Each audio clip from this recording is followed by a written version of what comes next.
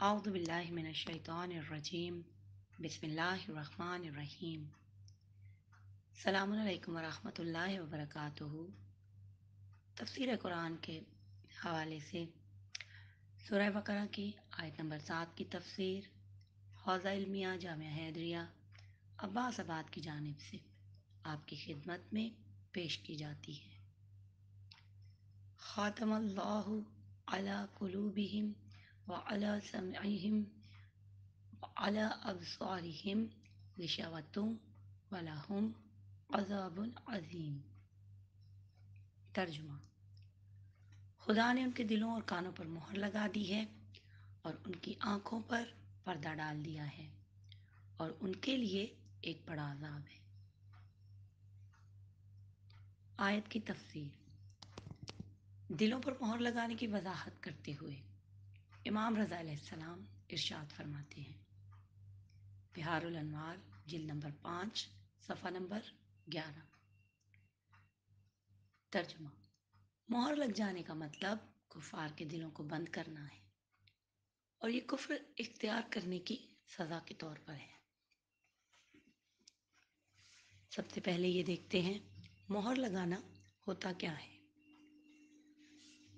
تاریخ میں ملتا ہے کہ حکمران جب کسی شخص کے پاس تحائف وغیرہ بھیجتے تھے تو درہم و دینار کی تھیلیوں کو گانٹھ لگا کر اس پر اپنی مہر لگا دیتے تھے۔ یہ اس لیے ہوتا تھا کہ اسے کھول کر کوئی چیز نکال نہ لے۔ اس طرح اگر کوئی شخص کچھ نکالنا بھی چاہتا تو اسے مہر توڑنی پڑتی تھی۔ جس شخص کو مال دینا ہوتا تھا اسے پتہ چل جاتا تھا کہ مہر کھول کر اس میں کمی بیشی کی گئی ہے۔ عربی زبان میں اس مہر لگانے کے لیے لفظ ختم استعمال کیا جاتا ہے۔ قرآن مجید میں ایسے لوگوں کے لیے جن کو حق کی پہچاننے کی صلاحیت ختم ہو چکی ہوتی ہے 3 الفاظ استعمال ہوئے ہیں: ختمہ، طبع اور ران۔ طبع اور ختم کی ایک ہی معنی ہے، جبکہ ران کا معنی ہے زنگ لگ جانا۔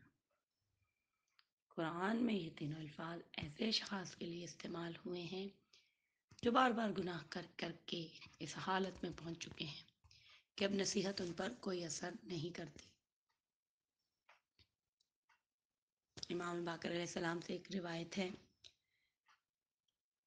کوئی بندہ مومن ایسا نہیں ہے جس کے دل میں ایک وسیع سفید اور چمکدار نقطہ نہ ہو۔ جب وہ گناہ کرتا ہے تو اس سفید نقطے کے درمیان میں ایک سیاہ نقطہ پیدا ہو جاتا ہے۔ اب اگر توبہ کر لے تو سیاہی چلی جاتی ہے، اور اگر مسلسل گناہ کرتا رہے تو سیاہی پھیلتی جاتی ہے، یہاں تک کہ وہ تمام سفیدی پر محیط ہو جاتی ہے۔ اور جب سفیدی بالکل ختم ہو جائے تو پھر ایسے دل والا کبھی بھی خیر و برکت کی طرف نہیں پلٹ سکتا۔ اور اس ارشاد الہی کا یہی مفہوم ہے۔ سورہ مطففین آیت نمبر 14: ایسا ہرگز نہیں، بلکہ جو مسلسل برے اعمال کرتے رہتے ہیں ان کی وجہ سے ان کے دل زنگآلود ہو گئے ہیں۔ یاد رکھیں عزیزان، آپ اور ہم سے جب بھی کوئی گناہ ہو جائے تو فوراً توبہ کرنی چاہیے، اور اس گناہ کے بدلے میں کوئی نیک عمل کرنا چاہیے، تاکہ ایسا نہ ہو کہ دل پر کالے نقطے لگتے چلے جائیں اور پھر یہ نقطے زنگ بن جائیں اور پھر دل پر مہر لگ جائے۔ لیکن یہاں ایسے لوگ مراد ہیں جو بے دین ہیں، بار بار گناہ کر کے اتنے عادی ہو چکے ہیں کہ جب کوئی انہیں حق بات کہتا ہے تو اسے قبول کرنے کی بجائے اس کے دشمن بن جاتے ہیں۔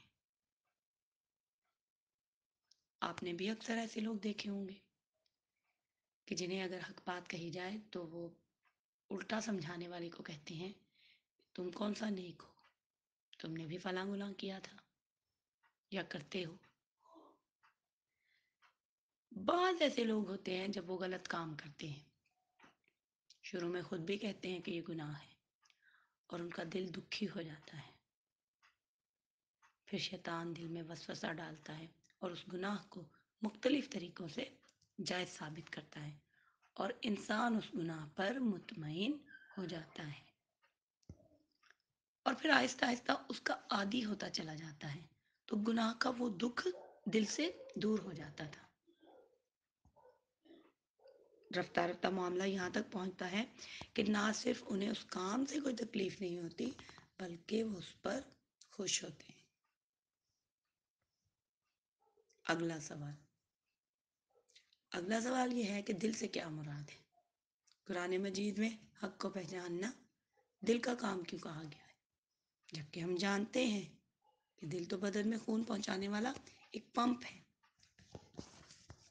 لفظ قلب قرآن میں کئی معنی کے لیے استعمال ہوا ہے۔ محبت اور مہربانی کے معنی میں آیا ہے، جیسا کہ سورہ آل عمران آیت نمبر 59 میں ارشاد ہوتا ہے، اگر آپ دل کے سخت ہوتے تو وہ تم سے دور ہو جاتے۔ اسی طرح احساس کے معنی میں بھی قلب کا لفظ استعمال ہوا ہے، سورہ انفال آیت نمبر 12۔ ترجمہ، ابھی میں ان کافروں کے دلوں میں روب ڈالتا ہوں۔ اسی طرح قلب کا لفظ جان اور روح کے معنی میں آیا ہے، جیسا کہ سورہ احزاب آیت نمبر 10 میں ارشاد ہوتا ہے، اور جب آنکھیں پھیر گئیں اور دل اچھل کر حلق میں آ گیا۔ عقل اور سمجھ بوجھ کے معنی میں آیا ہے، سورہ قاف آیت نمبر 37۔ ترجمہ، حقیقت یہ ہے کہ اس میں سمجھ بوجھ رکھنے والوں کے لیے یاد دہانی ہے۔ اسی طرح ان سے ملتے جلتے معنی میں دوسری جگہوں پر استعمال ہوا ہے۔ اگر ان آیات میں غور کریں تو پتہ چلتا ہے کہ حقیقت میں اس کے دو ہی معنی ہیں، ایک زندگی کے معنی میں ہے اور دوسرا وہی احساس۔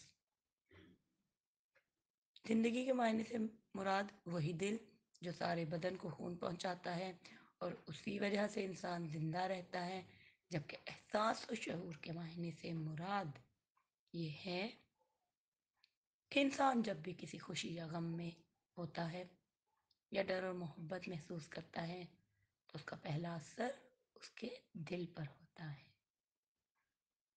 اور انسان اس جذباتی حالت کو اپنے دل میں محسوس کرتا ہے۔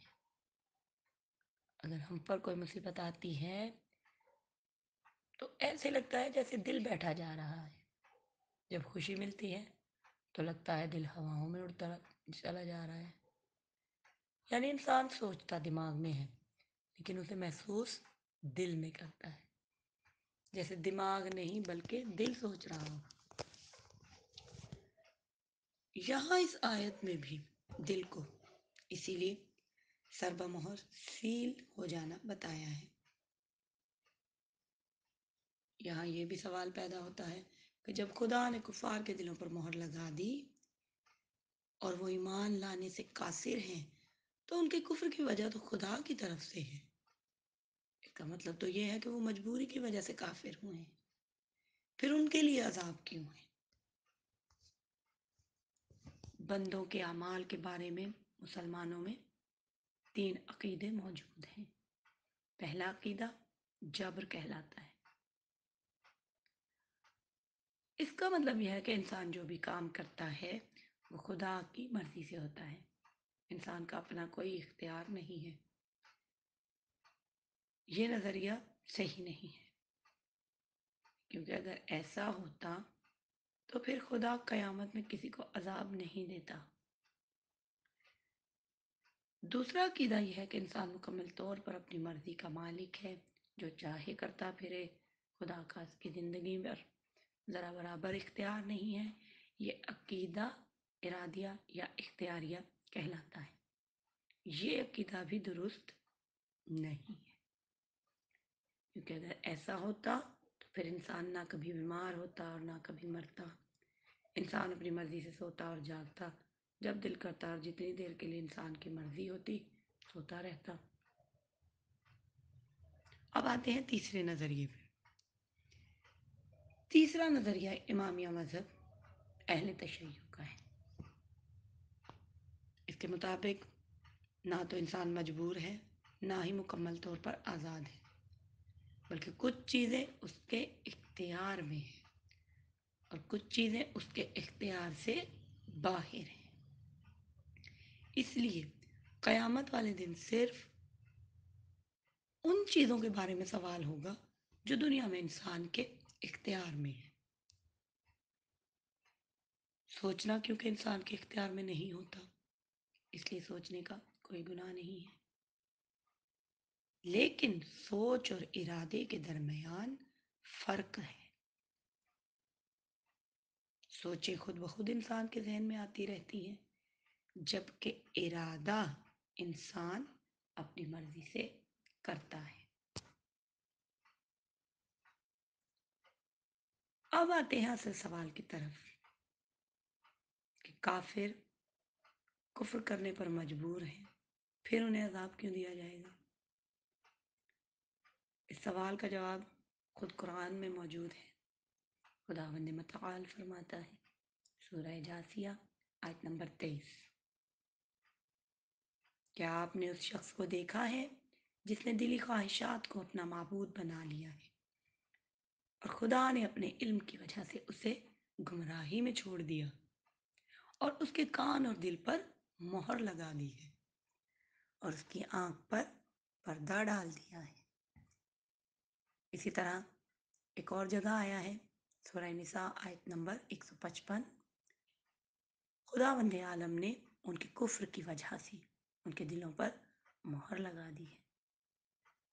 ایک اور جگہ آیا ہے، سورہ غافر یا سورہ مومن آیت نمبر 35، خدا اسی طرح خود کو بڑا سمجھنے والے اور ظلم کرنے والوں کے دل پر مہر لگا دیتا ہے۔ عزیزان، ان آیات سے صاف ظاہر ہے کہ خدا اپنی مرضی سے نہیں بلکہ ان کافروں کے اعمال کی وجہ سے مہر لگاتا ہے۔ سب سے بڑی وجہ حق کے مقابلے میں اپنی غلط بات پر ڈٹ جانا۔ اس کا نتیجہ یہ ہوتا ہے کہ ان کے دلوں پر پردہ آ جاتا ہے، پھر وہ حق اور باطل کی شناخت نہیں کر پاتے۔